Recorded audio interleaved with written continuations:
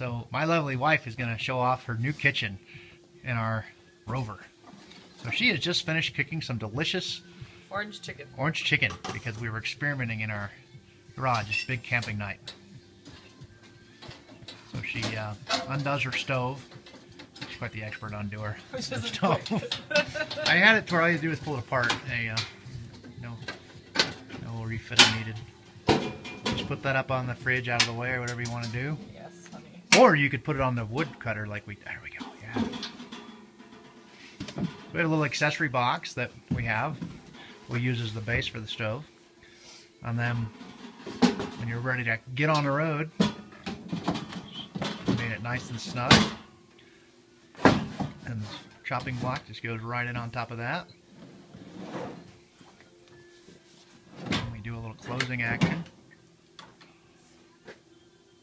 Just a little latch. Now, what if you want to get something out of the fridge? Like if you just want to get, like, I think I'm going to tailgate party. I don't want to cook. I want to use the fridge.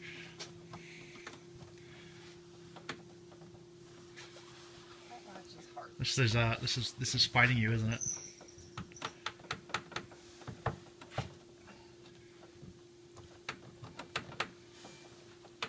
Yeah, I don't like that latch. Huh. There. Oh, okay. Now she got it. It's their first time, by the way. So pull from the fridge. Okay. It's like that. And then turn this off. Yeah, there you go. And then you want a tasty beverage. What do you got in there? Nothing. Oh, we emptied it out already. Okay. All right. There you go. There you go. Super duper even. So that was one sheet of plywood and about 8 hours of work, and saved about, I don't know, 12 or 1500 bucks from the drawers that are out there. And all nice and neatly locked together. We have a hummingbird that wants to say hi too. Oh, I see you. Oh. So I posted a closer look at the drawer, and I want to go ahead and do that more so for those of you who want to know the build. Notice a couple things here for construction guys. You got one slide in, one slide out. Everything about my design is to try to stay as close as I can to that side of the sidewall because I wanted to retain seating on this side. If I need to, I can crawl inside, sit here, and I can eat on top of that if I have to. Got a little gear hammock up there, and we're just playing. We're not all that hardcore just yet. But you'll notice that the way that the drawer slide works for the cutting board is still raw wood. It's actually built intentionally to use the drawer slide as its stay. Now, that being said, the important thing to look at is right here is the drawer slide for the fridge, and it comes right exactly to the bottom of that. No more, no less. In order for it to be strong enough. On this side, it's much wider. On that side, much narrower. And here's why.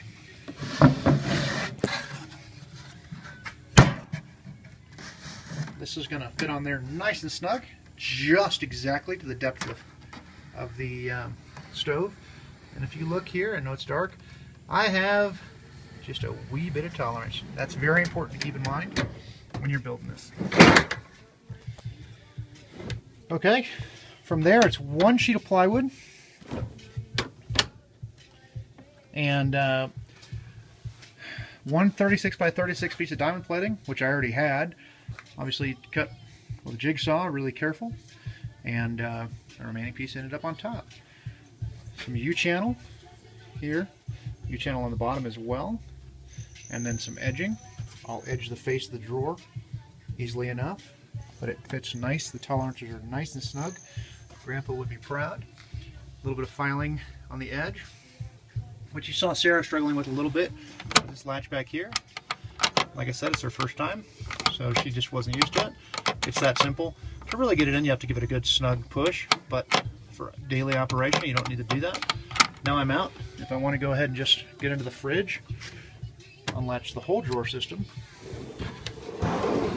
and then that just folds out with a finger or two, not much more. So, in any event, that's the whole setup.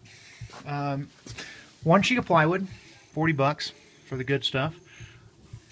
This is off the industrial carpeting aisle. It's basically a runner strip. It's like 30 inches wide, maybe. I just got 8 feet of it. Ended up with a few feet, maybe a few inches left over. These are also on the strap aisle.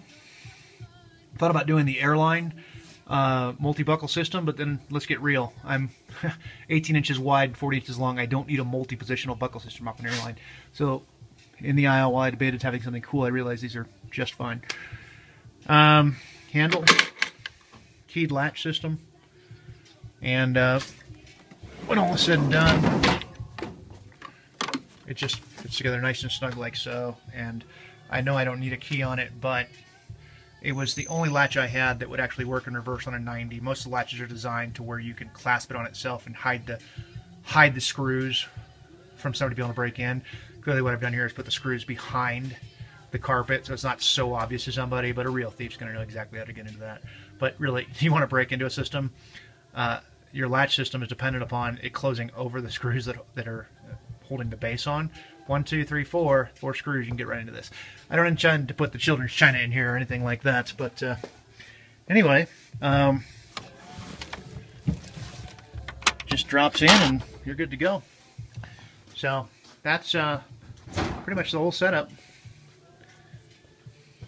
I think $350, $40 hinges, or $40 slides from Grainger, 28 inches, 100-pound capacity. You want to go 40 inches, but they get super expensive. So kind of where we're at. I don't know. I think that came out pretty well. I love the drawers on Expedition Overland or X Overland and all the money they spend, but I don't got a sponsor, and most of what we're doing has been pretty much out of pocket. So it works well.